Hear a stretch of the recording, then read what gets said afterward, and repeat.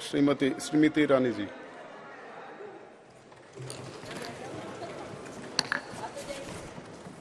अध्यक्ष महोदय, आज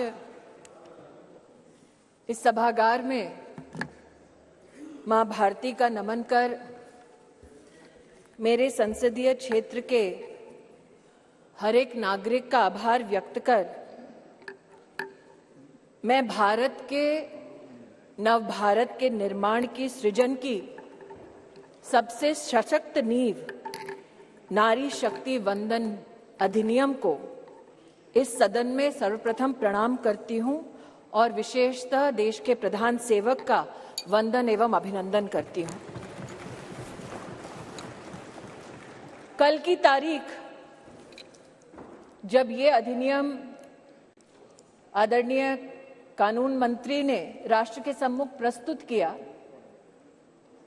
न सिर्फ इसलिए ऐतिहासिक थी क्योंकि इस नए भवन में नए संकल्पों के साथ हम सबने प्रवेश किया, साथ ही एक पुनीत समय गणेशोत्सव के पुण्य अवसर पर हमने नए भवन में प्रवेश कर विघ्नहर्ता को प्रणाम किया।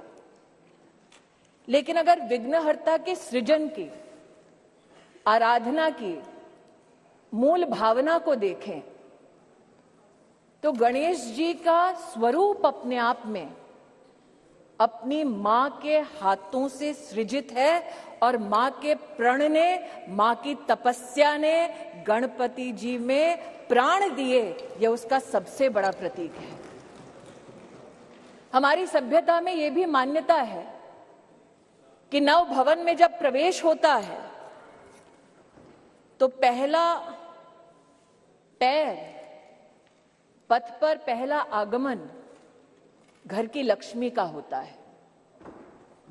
कई समाज के वर्गों में भवन के बाहर घर की लक्ष्मी अपने हाथ की अमिट छाप छोड़ती है और कई परिवारों में पैरों के नीचे आलता लगाकर बेटियों का सबसे पहला कदम ऐसे भवनों में रखा जाता है।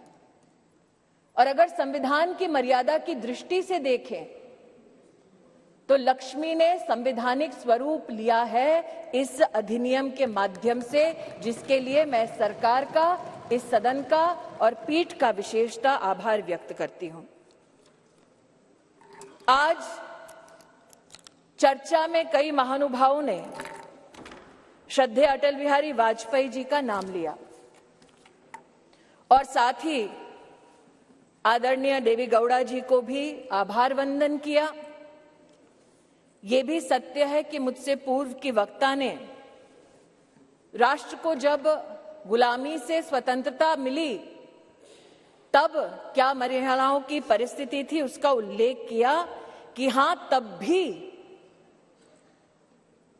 जब देश आजाद हुआ तब भी कई प्रदेशों की साधारण परिवारों की महिलाओं ने कहा कि हमारा संवैधानिक अधिकार आरक्षित करें, लेकिन तब साधारण परिवारों की वो महिलाएं जिन्होंने राष्ट्र को आजाद करने में अपनी भूमिका निभाई, जो दूरदर्शी थी, जानती थी कि साधारण वंचित समाजों की महिलाओं को अगर मौका अनोखे ढंग से संविधान की मर्यादा में ना दिया गया तो शायद आगामी वर्षों में महिलाओं के लिए एक चुनौती बन जाएगा।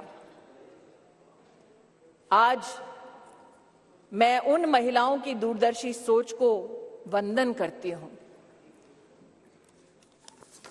महोदय, 1971 में तब की सरकार में एक कमेटी का गठन हुआ on the status of women in India, और आज मैं विशेष रूप से आपका ध्यान आकृष्ट करती हूं 1974 में जब कमेटी ने अपनी रिपोर्ट को साझा किया तो उसके 7वें चैप्टर में पॉलिटिकल स्टेटस के वर्णन में ये इंगित है कि तब भारतीय जनसंघ ने कहा था कि महिलाओं को कॉन्स्टिट्यूशनली गारंटी कीजिए। They were the advocates for women's reservation.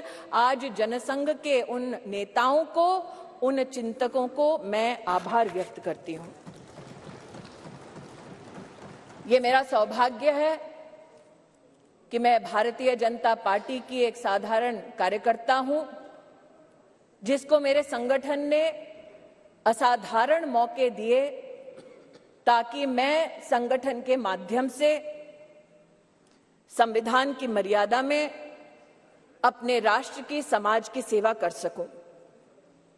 ये भाजपा के कार्यकर्ताओं का गौरव है कि इस राष्ट्र में अपने संगठन में पहली बार महिलाओं को आरक्षण देने वाली राजनीतिक पार्टी भारतीय जनता पार्टी बनी। ये भी कहना सत्य होगा कि व्यवस्थाओं को किस दृष्टि से संगठन में सम्मिलित करना, इसके लिए साल 2007 में नेशनल एग्जीक्यूटिव की मीटिंग के अंतर्गत तब के हमारे राष्ट्रीय अध्यक्ष और अब के हमारी कैबिनेट के वरिष्ठ नेता श्री राजनाथ सिंह जी ने एक कमेटी का गठन किया। ये सौभाग्य है मेरा कि उस कमेटी में आज 2 सदस्य वर्तमान इस सदन में उपस्थित हैं।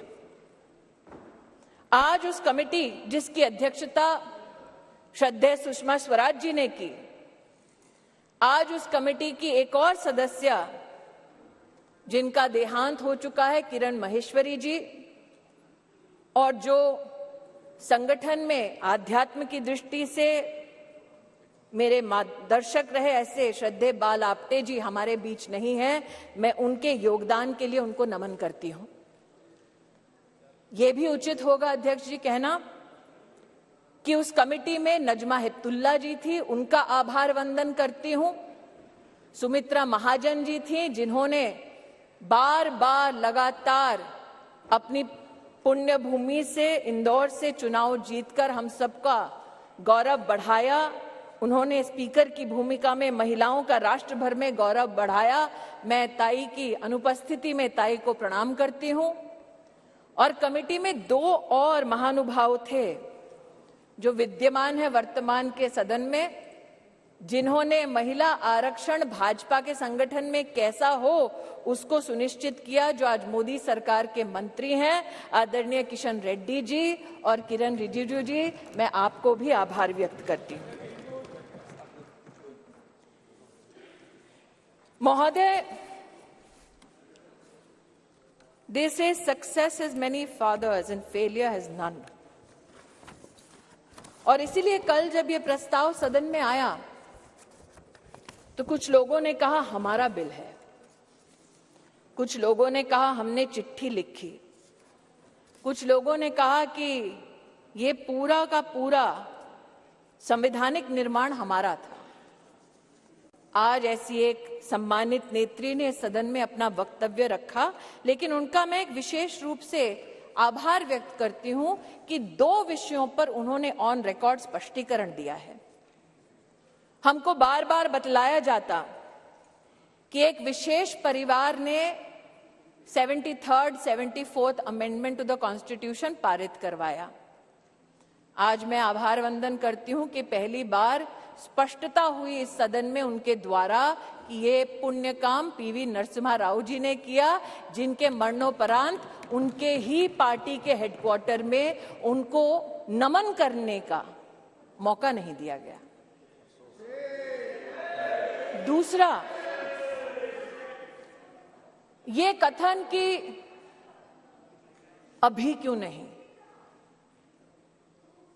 और ये वक्त हमारा बिल है तो अभी करिए। तो महोदय, ये उस बिल की प्रति है जिनको वो हमारा कहते हैं। उसमें अगर आप दूसरे पृष्ठ पे 2B और 3B पढ़ें, और ये वो है जो कांग्रेस पार्टी कहती है यूपीए की सरकार में राज्यसभा में पारित हुआ और फिर लोकसभा में प्रस्तुत हुआ। अगर आप इस पृष्ठ पर ये दोनों छंद पढ़ें तो यूपीए, जिसकी अध्यक्षा श्रीमती सोनिया गांधी हैं, उन्होंने कहा है, no seat shall be reserved for women belonging to scheduled caste, scheduled tribes in the 3rd general elections. 3B पढ़ें तो उन्होंने कहा, प्रस्ताव दिया, no seat shall be reserved for women in the 3rd general election. अर्थात आज की सरकार जब यह अधिनियम लागू होगा तब के बाद 15 वर्षों तक महिलाओं को रिजर्वेशन गारंटी करती है, मोदी की गारंटी है। लेकिन अगर कांग्रेस पार्टी का प्रस्ताव आप पढ़ें तो उनका प्रस्ताव ये था 2B और 3B में कि no seat shall be reserved for women in SC/STs in the 3rd general election, no seat shall be reserved for women in the 3rd general election. Congress का प्रस्ताव था कि 10 साल औरतें मेहनत करें, लेकिन 15वें साल में आपका अधिकार आपसे छीना जाएगा। आज मैं अभिनंदन करती हूं प्रधानमंत्री जी का, हमारे न्याय मंत्री का, जिन्होंने कांग्रेस की इस अभिलाषा को निराश किया।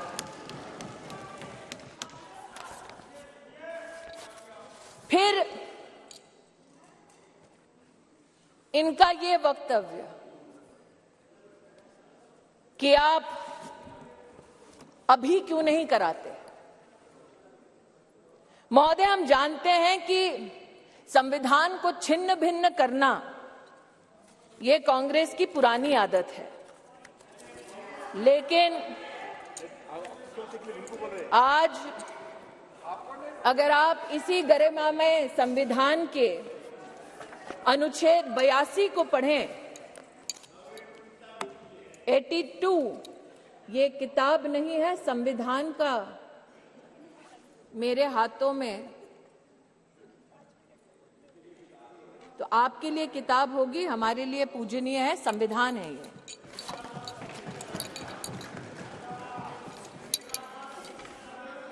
आर्टिकल 82, और आपकी अनुमति से पढ़ना चाहती हूं। Upon the completion of each census, allocation of seats in the House of the People to the states and division of each state into territorial constituencies shall be readjusted by such authority and in such manner as Parliament may by law determine, provided also that until the relevant figures for the first census taken after the year 2026 have been published.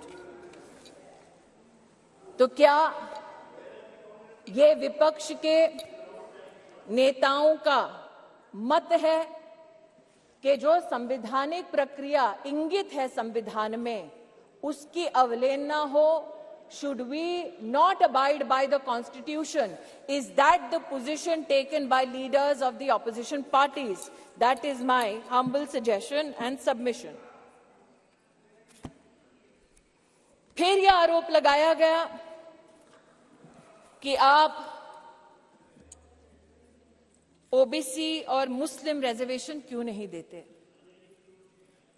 मुझसे ज्यादा अनुभवी लोग जो वर्तमान में बिना mic के और पीठ की परमिशन के दांत चबा चबा कर बोल रहे हैं, उनको शायद इस बात का आभास नहीं कि संविधान में धर्म के आधार पर आरक्षण वर्जित है।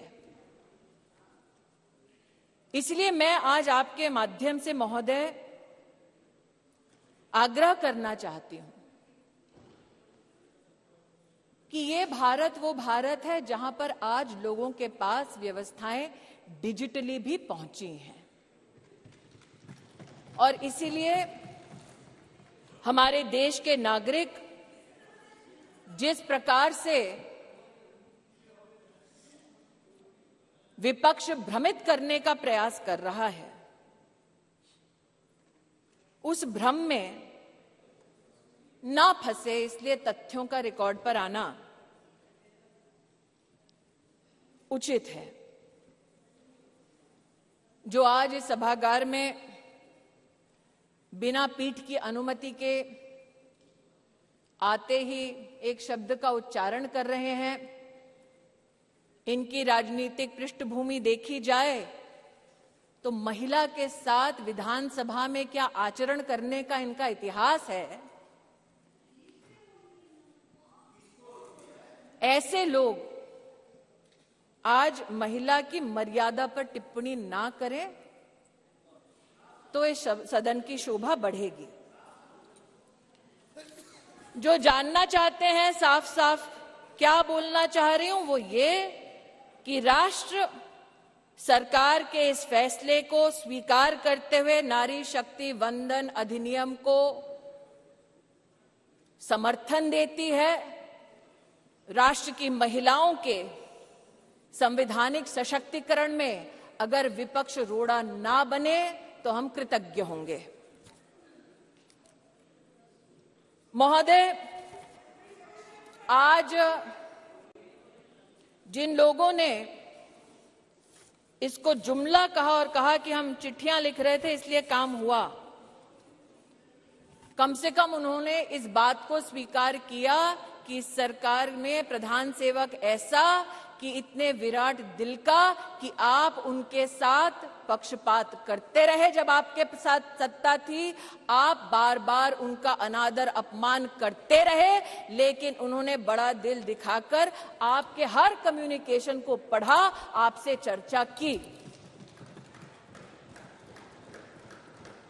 मैं स्तब्ध हूं कि आज जिन लोगों ने व्याख्यान किया महिला सशक्तिकरण का, वो ये भूल गए कि सत्ता उनके पास थी,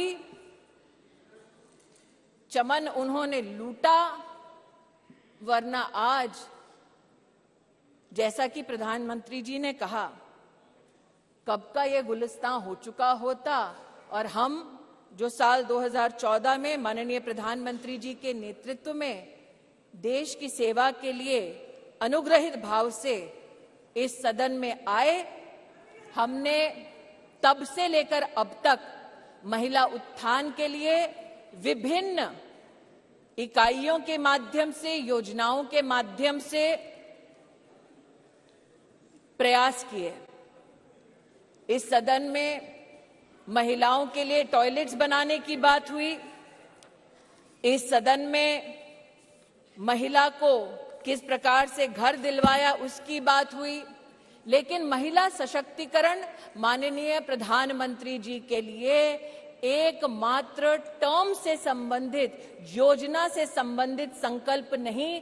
जब से उन्हें भारतीय राजनीति में राष्ट्र की, प्रदेश की अपनी सेवा करने का मौका मिला, तब से उन्होंने कहा कि मातृशक्ति गवर्नेंस का केंद्र बिंदु होना चाहिए, क्योंकि इन्हीं महिलाओं के माध्यम से प्रदेश और देश विकसित हो पाएगा। उसके आपके सामने 2-3 उदाहरण रखना चाहती हूं।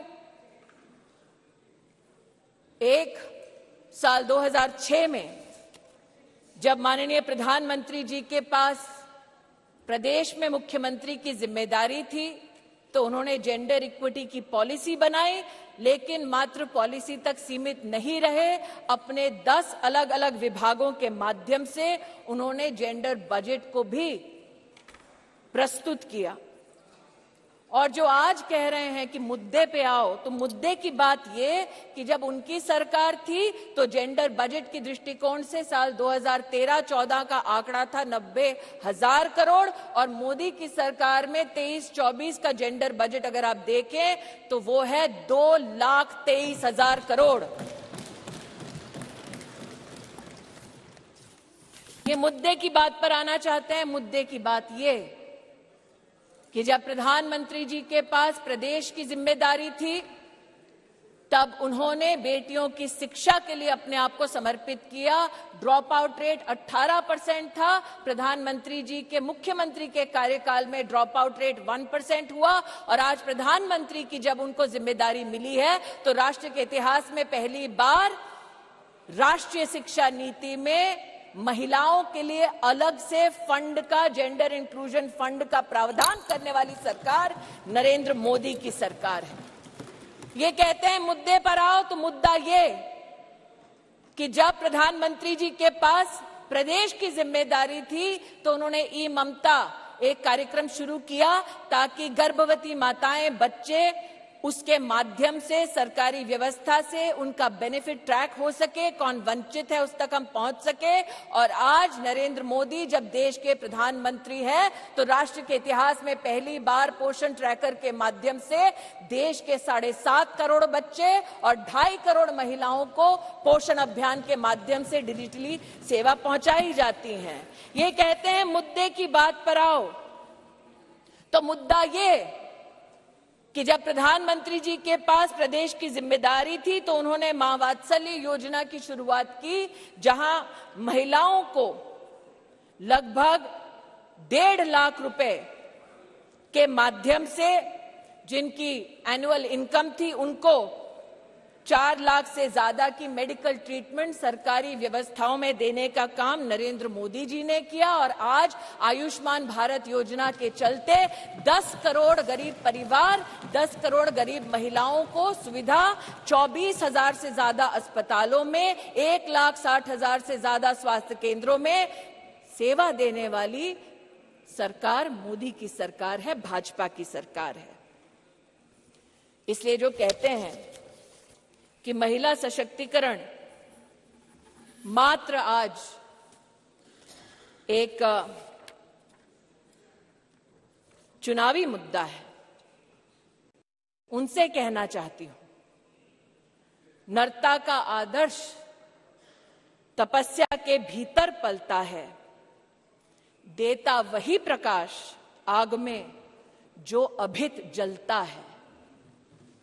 आपने नरेंद्र मोदी जी पर कई आक्षेप किए राष्ट्र के नवनिर्माण में, चाहे वो मेक इन इंडिया हो, चाहे वो धारा 370 को हटाने की बात हो, हर विषय पर, जीएसटी पर भी न सिर्फ व्यवधान किया बल्कि व्यवधान के बाद जब इस सदन ने उन कानूनों को पारित किया तो आप एक्सटर्नल ऑर्गेनाइजेशंस के माध्यम से कोर्ट में चुनौती देते गए, कोर्ट में भी हारे, पीपल्स कोर्ट में भी हारे। इस बार लोग कहते हैं कि 27 साल नहीं, अगर आप जनसंघ की पृष्ठभूमि देखें तो 1974 से हम प्रमाणित कर सकते हैं कि हमारी आइडियोलॉजी ने, हमारे ऑर्गेनाइजेशन ने बार बार कहा कि आप संवैधानिक ढांचे की मर्यादा में महिला का आरक्षण गारंटी करें। मोदी आज इस अधिनियम के माध्यम से महिलाओं को जो वंचित है वो अधिकार गारंटी कर रही हैं और इसीलिए पूरे सदन से विनम्र आग्रह है कि एक साइंटिफिक पद्धति से संविधान का संरक्षण करते हुए जो प्रस्ताव सरकार लेकर आई है, वाकई में अगर आपकी रुचि महिला को पॉलिटिकली सशक्त करने की है तो आप इस अधिनियम का समर्थन करें। अंत में कुछ लोगों ने अपने वक्तव्यों में यह भी कहा कि आप रैंकिंग देख लीजिए। मैं उस पर एक स्पष्टीकरण देना चाहती हूं महोदय। अंतर्राष्ट्रीय रैंकिंग में वो महिला जो भारत की पंचायतों से जीत कर आती है, उस महिला का न सम्मान होता है न उसकी गणना होती है। अंतर्राष्ट्रीय रैंकिंग्स में वो महिला जो विधानसभा या विधान परिषद में चुनकर आती है, उस महिला की भी गणना नहीं होती, उसकी भी गिनती नहीं होती। अंतर्राष्ट्रीय रैंकिंग में जो महिला लोकसभा में, राज्यसभा में चुनकर आती है, उसकी भी गणना नहीं करते। वर्षों वर्ष से चला आ रहा था सिलसिला। मोदी सरकार ने इस विषय को अंतर्राष्ट्रीय पटल पर उठाया और लिखित में उनसे जवाब दिया कि हां, अब हम हिंदुस्तान की पंचायतों में जीतने वाली महिलाओं का सम्मान करेंगे, विधानसभा में जीतने वाली महिलाओं का सम्मान करेंगे, लोकसभा में जीतने वाली, राज्यसभा में हमारी जो महिलाएं सेवा दे रही है उनकी गिनती करेंगे। We have made women count and it is time for you to step up in the opposition and not mere reduce your words to paper, to speech, but speak with action and support Nari Shakti Vandan Adhiniyam. धन्यवाद. Thank you.